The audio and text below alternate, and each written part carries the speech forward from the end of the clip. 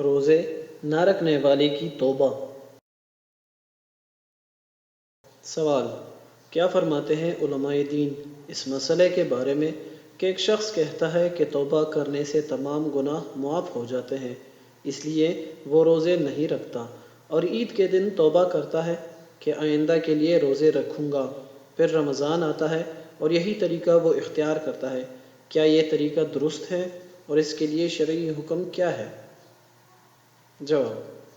قصداً عمداً روزہ نہ رکھنا اور نماز قضا کرنا گناہ کبیرہ ہے،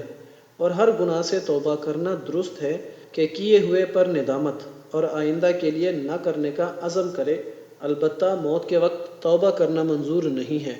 اور ایسے تائب پر قضا کرنا فرض ہے، صرف توبہ کرنے سے ذمہ فارغ نہیں ہوتا۔ سوال سے معلوم ہوتا ہے کہ آئندہ بھی نہ رکھنے کا عزم ہے، اس لیے یہ توبہ نہیں ہے۔